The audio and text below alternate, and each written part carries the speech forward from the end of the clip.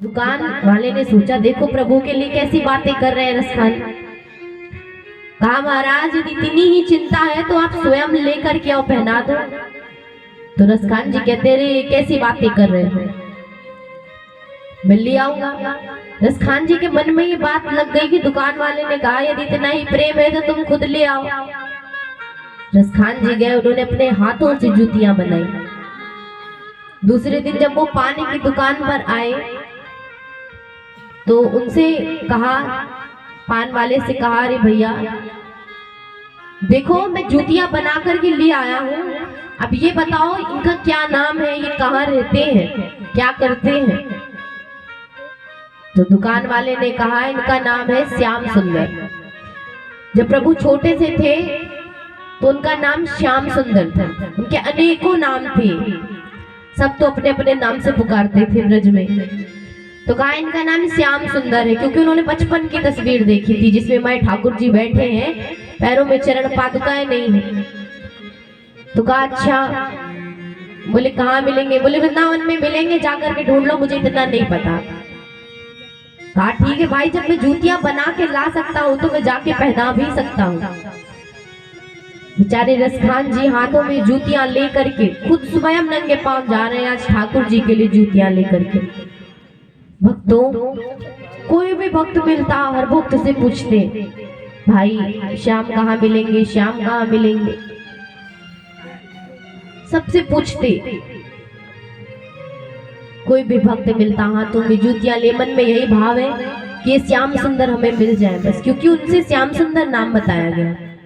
और हाथों में जूतियां लेकर के वो श्याम सुंदर को ढूंढने निकल पड़े और हर भक्त से पूछ रहे हैं, क्या कह रहे हैं, बताओ कहाँ मिलेंगे श्याम, बताओ कहाँ मिलेंगे श्याम। चरण पादुका लेकर सबसे पूछ रहे रसखान, बताओ कहाँ मिलेंगे श्याम, बताओ कहाँ मिलेंगे श्याम।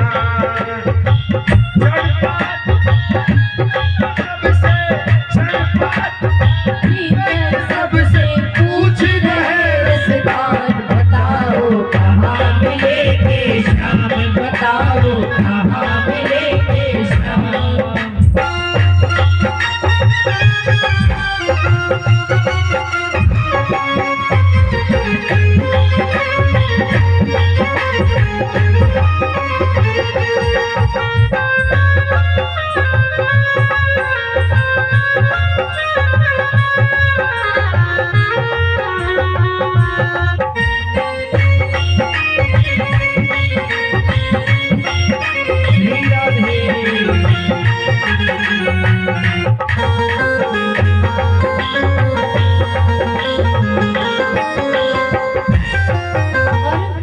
भी पूछते भैया ये श्याम कहाँ मिलेंगे, कोई भी जा रहा हो रास्ते में सबसे पूछते।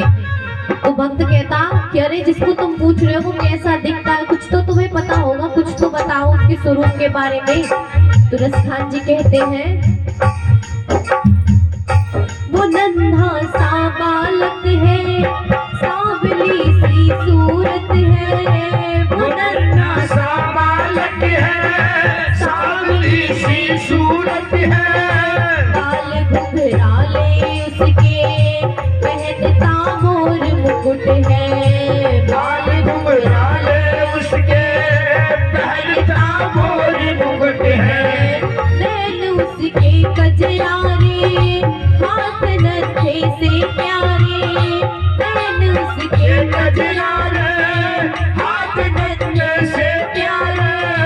बड़े दिलकश है नजारे, बड़े दिलकश है नजारे, बड़े दिलकश है नजारे, बड़े दिलकश है नजारे। घायल कर देती है उसकी, घायल कर देती है दिल को उसकी मुस्कान। बताओ कहाँ मिलेंगे श्याम, बताओ कहाँ मिलेंगे श्याम।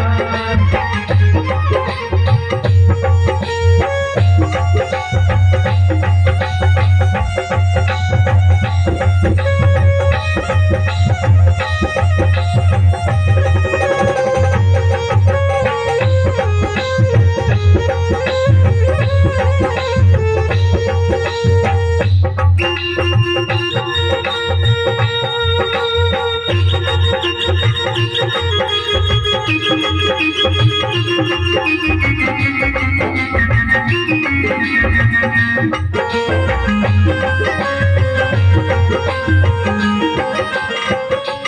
भक्त कहता है कि महाराज, जिसको आप पूछ रहे हो मैं समझ गया आप किसे पूछ रहे हो, कि हजारों नाम है, हजारों नाम है जिनको आप पूछ रहे हो। तो भक्त कहता है, समझ में आया जिसका पता तू पूछ रहा है, समझ में आया जिसका पता तू पूछ रहा है वो बाके बिहारी जिसे तू ढूंढ रहा है वो बाके बिहारी जिसे तू ढूंढ रहा है। कहीं वो श्याम कहता, कहीं वो कृष्ण पुरारी, कहीं वो श्याम कहता कहीं वो कृष्ण मुरारी, कोई सावरिया कहता, कोई गोवर्धन धारी, कोई सावरिया कहता कोई गोवर्धन धारी। नाम हजारों ही है उसके, नाम हजारों ही है उसके, कई जगत में नाम बताओ कहाँ मिलेंगे श्याम।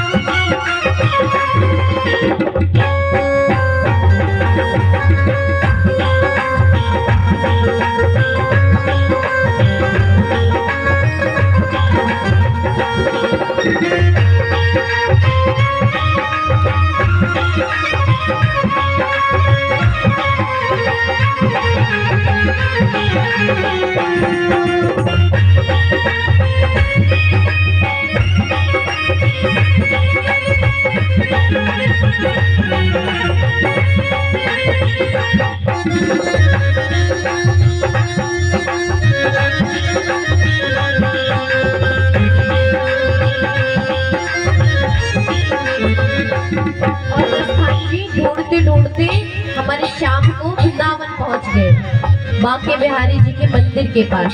जैसे ही मंदिर में पहुंचे तो मंदिर के दरवाजे बंद हो चुके थे। प्रार्थना करने लगे, पुजारी जी से कहा, एक बार मुझे मिलने के लिए दे दो, बस मेरी मजबूरी को समझो। तो वो पंडित जी से कहते हैं, मुझे ना रोको भाई, मेरी समझो मजबूरी, मुझे ना रोको भाई मेरी समझो मजबूरी, श्याम से मिलने दे दो, बहुत है काम जरूरी, शाम से मिलने दे दो, बहुत है काम जरूरी। सीढ़ियों पे मंदिर की जाग कर रात बिताई, सीढ़ियों पर मंदिर की जाग कर रात बिछाई, कोई आहट सी आई, कोई आहट सी आई, कोई आहट सी आई, कोई आहट सी आई। कभी वो दाएं देखे, कभी वो बाएं देखे, कभी वो दाएं देखे, कभी वो बाएं देखे, वो चारों ओर ही देखे, वो चारों ओर ही देखे, वो चारों ओर ही देखे, वो चारों ओर ही देखे। इंतजार करते करते ही सुबह से हो गई शाम, बताओ कहाँ मिलेंगे श्याम।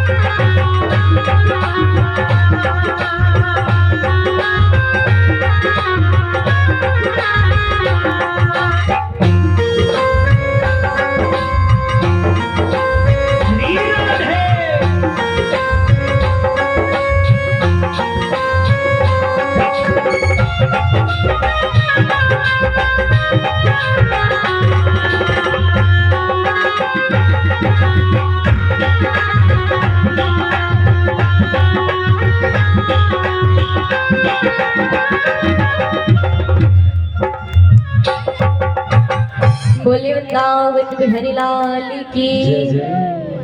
भक्तों, रसखान जी हाथों में जूतियां लेकर के सबसे पूछ रहे थे। जब भक्तों से पूछा, उनका स्वरूप बताया, तो भक्तों ने कहा कि उनके हजारों नाम हैं, लेकिन वो वृंदावन में रहते हैं और वो बांके बिहारी के नाम से जाने जाते हैं। रसखान जी निकल पड़े वृंदावन की ओर। जैसे ही पहुंचे मंदिर में तो दरवाजे बंद हो गए थे, क्योंकि रात्रि का समय हो गया था। पंडित जी से प्रार्थना की। पंडित जी ने कहा, हमें माफ कर दीजिए, हम अब दरवाजा नहीं खोल सकते, क्योंकि प्रभु के आराम का समय हो गया है। अब आप इंतजार करिए, सुबह जब दरवाजे खुलेंगे तब आप दर्शन करना। तो रसखान जी ने सोचा, जब मैं इतनी दूर से चल के आ सकता हूँ, जूतियां बना के ला सकता हूँ, तो मैं रात भर इंतजार क्यों नहीं कर सकता। रात भर बेचारे सीढ़ियों पर बैठे थे। कोई आहट आती तो ऐसा उनको लगता कि प्रभु आ रहे हैं, इधर उधर देखने लगते, कोई नहीं आता। बेचारे फिर इंतजार करते रहते। इंतजार करते करते सुबह हो गई। जब सुबह हुई तो देखा कि पायलों की आवाज आई। अरे इधर देखा तो ठाकुर जी आ रहे थे। ठाकुर जी आए। रसखान जी ने कहा, अरे प्रभु देखो तो मैं आपके लिए जूतियां बना करके लाया हूँ। अपनी गोदी में बिठाया। भक्तों, बहुत प्रेम से रसखान जी ने अपने हाथों से वो जूतियां प्रभु को पहनाई। जब प्रभु के पांव देखे तो प्रभु के पांव के तलवे एकदम लाल लाल से थे। प्रभु ने कहा, अरे प्रभु देखो मैं आपके लिए इसीलिए जूतियां बना के लाया हूँ, अब आपके पैरों में कोई कांटे कोई गिट्टियां नहीं चुभेंगे। हृदय से लगा लिया। प्रभु ने कहा कि देखो ये मेरा भक्त है। सोचो, वो हमारे धर्म के ना होते हुए भी प्रभु से मिल गए, प्रभु उनको मिल गए, प्रभु ने दर्शन दिया, इतना स्नेह दिखाया, तो आप हम सभी प्रभु की प्राप्ति क्यों नहीं कर सकते? अवश्य कर सकते। भक्तों, उसी दिन से रसखान जी ने ठान लिया था कि मैं आज से अपने श्याम सुंदर के पद लिखूंगा। उसी दिन से रसखान जी ने पद लिखना शुरू किए थे, जो पद आप हम सभी ने पढ़े हैं। तो भक्तों, वो तो हमारे धर्म के नहीं थे, प्रभु की प्राप्ति की उनके ऊपर कृपा हुई, तो आप हम सभी के ऊपर भी अवश्य कृपा होगी। बस ये है कि मन में प्रभु के प्रति श्रद्धा रखो, भाव रखो, प्रेम रखो, क्योंकि प्रभु भाव के भूखे हैं। कुछ लोग कहते हैं कि सोमवार को ही महादेव जी के मंदिर में जाओ तो महादेव जी मिलेंगे, मंगलवार को जाओ तो हनुमान जी मिलेंगे, मंगलवार को भी जाओगे तो महादेव मिलेंगे, बुधवार को भी जाओगे तो हमारे हनुमान जी मिलेंगे, मंदिर छोड़ के नहीं जाएंगे। लेकिन लोग क्या करते हैं, मंगलवार के दिन इतना लड्डू इतना प्रसाद हनुमान जी को खिला देते कि बेचारे बुधवार को देखा ही करते अब कौन आएगा कौन आएगा। शनिवार से पहले फिर कोई नहीं जाता हनुमान जी के मंदिर। ये जो दिन बनाए ये आप हम लोगों ने मिलकर के बनाए कि इस दिन इस प्रभु मिलेंगे। प्रभु हर जगह है, हम में आप में हर जगह प्रभु है। बस प्रभु को ढूंढो, अपने हृदय में भक्ति का निवास करो। जब भक्ति हमारे हृदय में रहेगी, प्रभु हमारे हृदय में प्रभु को विराजमान करेंगे, तो हमें हर जगह प्रभु दिखेंगे। भक्तों, एक बार देवऋषि नारद ने कहा कि ये जो हमारे देवी देवता है, इनमें सबसे ज्यादा प्रेम कौन से देवता मैया को करते हैं? ये जो ब्रह्मा विष्णु और महेश है, ये हमारे कौन है? देवता है। इनकी पत्नियां कौन हुई? हमारी देवियां। तो देवऋषि का काम क्या होता है? इधर की बातें इधर करना। वो लड़ाई कहीं ना कहीं लगवाते रहते। हर गांव में एक देवऋषि होते हैं, नारद जी। यहाँ कोई है कि नहीं? नहीं है? है, हमारे यहाँ भी है। हर जगह होता है एक नारद, जो इधर की सुनता है बस उधर जाके तुरंत पहुंचा देता है, और ये भी कहकर, अरे भैया हमको मत बताना कि हमने बताया है। तो एक बार देवऋषि नारद ने कहा कि सबसे ज्यादा प्रेम कौन करता है? तो कहा कि ब्रह्मा जी करते। ब्रह्माणी मैया से कहा नहीं। क्या ब्रह्मा जी सृष्टि का पालन करने के लिए जाते हैं तो ब्रह्माणी मैया को बता के जाते हैं? कहा नहीं बता के जाते। कहा तो विष्णु जी लक्ष्मी मैया से करते हैं। कहा उनको तो कोई भक्त बुला लेता है, वो तुरंत हाजिर हो जाते हैं अपने भक्त की सेवा में। तो कहा शंकर भगवान करते हैं। शंकर भगवान मैया से बहुत प्रेम करते हैं। क्यों? क्योंकि बाबा सदैव कैलाश पर मैया के साथ रहते हैं, कोई ना कोई कथा सुनाया करते हैं। जिस भक्त को भी जरूरत होती है वो जाकर के कैलाश पर बाबा से मिलता है। बाबा इतनी जल्दी मैया का संग छोड़ के नहीं जाते। भक्तों, एक बार एक भक्त हुआ, उसने कहा कि ये बताओ, एक संत से जाकर के मिला, उसने कहा ये बताओ कि ये जो हमारे देवता हैं इनमें सबसे जल्दी प्रसन्न कौन से देवता होते हैं? तो संत ने कहा कि अरे ये कौन सी बात हुई, सभी देवी देवता जल्दी प्रसन्न होते हैं। कहा नहीं, जो सबसे जल्दी प्रसन्न होता उनकी बात बताओ। कहा सबसे जल्दी तो ब्रह्मा जी प्रसन्न होते हैं। तो ब्रह्मा जी क्यों? कहा ब्रह्मा जी के भक्त बहुत कम होते हैं। बहुत सारे लोग सोमवार का व्रत रखते हैं ना, यहाँ कोई रखता है? बहुत जगह रखते हैं लोग, सोमवार का व्रत रखते हैं, बृहस्पतिवार का रखते हैं विष्णु जी के लिए। लेकिन ब्रह्मा जी के लिए कौन सा व्रत रखते हैं? कोई नहीं रखता ना। तो कहा ब्रह्मा जी बहुत जल्दी प्रसन्न होते हैं। कहा ठीक है महाराज, इतना बता दिया, आपकी जय हो जय हो। इतना सुनकर के आगे बढ़ गया। अब हर समय ब्रह्मा जी करता रहता, उन्हीं की उपासना करता, उन्हीं की सेवा पूजा में लगा रहता। ब्रह्मा जी बेचारे बड़े प्रसन्न हुए देख कर के, अरे इतनी सदियों के बाद एक भक्त आया है मेरा जो इतनी तपस्या कर रहा है। ब्रह्मा जी ने कहा यदि इसे जल्दी दर्शन नहीं दिया ना तो ये फिर चला जाएगा दूसरों की लाइन में। बेचारे ब्रह्मा जी प्रसन्न हो गए, प्रसन्न होकर के उसको दर्शन दे दिया। ब्रह्मा जी ने कहा वत्स, हम तुम्हारी भक्ति से प्रसन्न हुए, तुम मांगो तुम्हें क्या वरदान चाहिए? तो कहा कि अरे ब्रह्मा जी, हमें ज्यादा कुछ वरदान नहीं चाहिए, आज मुझे एक साथ 3 वरदान चाहिए। ब्रह्मा जी ने सोचा कि ये भक्त तो हमसे भी 2 कदम आगे निकला। कहा ठीक है, मांगो क्या चाहिए? कहा ब्रह्मा जी, मनुष्य जीवन तो आपने दे ही दिया है, बढ़िया सी सुंदर सी एक लुगाई होनी चाहिए, बड़े चंद्रमुखी सी लुगाई दिला दो। ब्रह्मा जी बोले तथास्तु। बोले ब्रह्मा जी, अब दूसरा वरदान, चंद्रमुखी सी लुगाई तो दे दोगे, लेकिन उसके लिए अच्छा सा बंगला होना चाहिए, गाड़ी होनी चाहिए। ब्रह्मा जी बोले ठीक है तथास्तु। अब बोले कि ब्रह्मा जी ने कहा चल तीसरा वरदान मांग, तुझे क्या वरदान चाहिए? तो कहा ब्रह्मा जी, तीसरा वरदान ये कि जब मैं फिर कभी वरदान मांगू तो आप मुझे 3 वरदान देने के लिए फिर से आ जाओ। ब्रह्मा जी बोले मेरा भक्त तो मुझसे भी तेज है। ब्रह्मा जी ने एक शंख दे दिया और कहा कि जब तुम्हें आवश्यकता पड़े ये शंख बजा देना और मैं आ जाऊंगा। कहा तथास्तु, दे करके चले गए।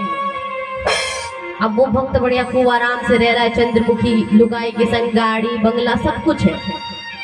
भाई धीरे धीरे समय बीत गए, 5-6 वर्ष हो गए, तो घर की रंगाई पुताई तो करनी पड़ेगी ना फिर से। गाड़ी भी खराब हो गई, उसकी भी रिपेयरिंग करानी पड़ेगी। अब उस भक्त ने कहा अरे चंद्रमुखी सुनती हो? तो चंद्रमुखी ने कहा हाँ बताओ। अरे बड़ा समय हो गया, देखो छत पकने लगी है, इसको सही कराना है, किसी मिस्त्री को लेके आते इसको सही कराते। तो उसकी लुगाई कहती है अरे तुम्हारी मत मारी गई है। का लुगाई मैं कहे कि तुम्हारी लुगाई है तो मिस्त्री का करने को बुलाओगे? तो बोले ये क्या मैं सही करूंगा? अरे बोले नहीं, अपने ब्रह्मा जी है ना, उनको बुला लो। अरे अरे चंद्रमुखी, मुझे तो याद ही नहीं था कि ब्रह्मा जी को बुला ले।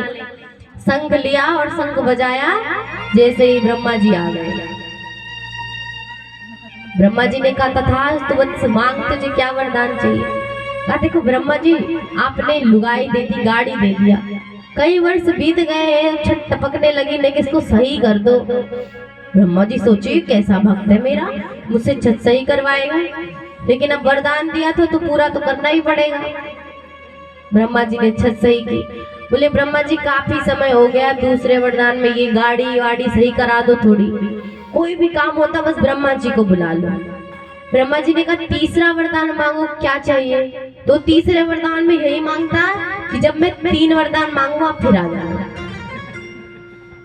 कोई भी कार्य हो तो, खाना भी अब तो बनाना हो तो ब्रह्मा जी को बुला लो।